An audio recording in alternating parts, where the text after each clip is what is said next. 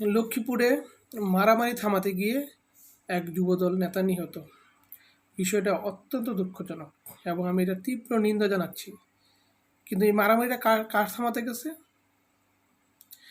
দুজন রিক্সা চালকের মারামারি থামাইতে গিয়ে দুজন রিক্সা চালক একে অপরের সাথে ঝগড়ায় লিপ্ত হয়েছে। তা থামাতে গিয়ে একজন নেতা সে অগ্রভাগে গেছে, তাকে নিহত হইতে হইল।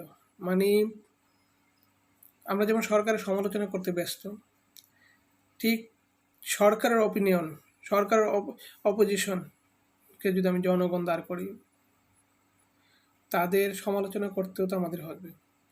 আচ্ছা, একটা মানুষের প্রাণ নিয়ে নিলাম বা আমার কারণে একটা মানুষের প্রাণ চলে গেল, আমরা কি চাইলে সেই মানুষটার জীবন ফিরিয়ে দিতে পারবো?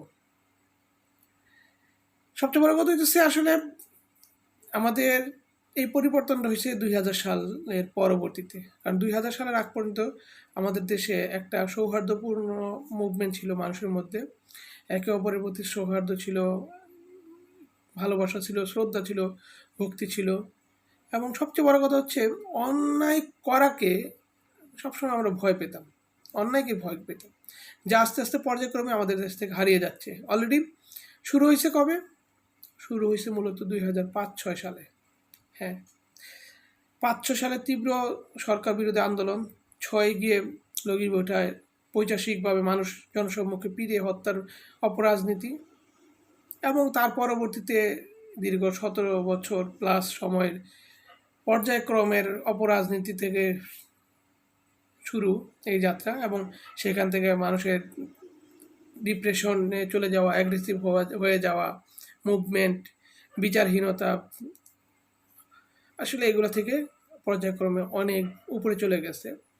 আরও চলে গেছে যখন শেষ 2024-এর জুলাই অভ্যুত্থান হয়, তখন মানুষ তার ভিতরের যে ভয়, মানে টোটাল ভয়টা হারিয়ে ফেলছে।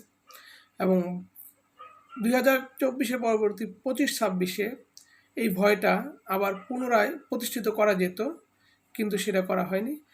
26-এর নির্বাচন পরবর্তী সময় সেই 1/11 নির্বাচনের মতো করে নির্বাচন হওয়া বা সেই বিশ্বাস জনমনে ধারণ করার কারণেই টোটালি তৃণমূল, জনগণ, সরকারি দল, বিরোধী দল, সাধারণ জনগণ, অ্যাক্টিভিস্ট সবার মধ্যে একটা অ্যাগ্রেসিভ অ্যান্টি অ্যানিমিজম, এই শত্রু ভাবাপন্ন মন তৈরি হয়ে গেছে। এখান থেকে ফিরে আসতে হবে সবাইকে।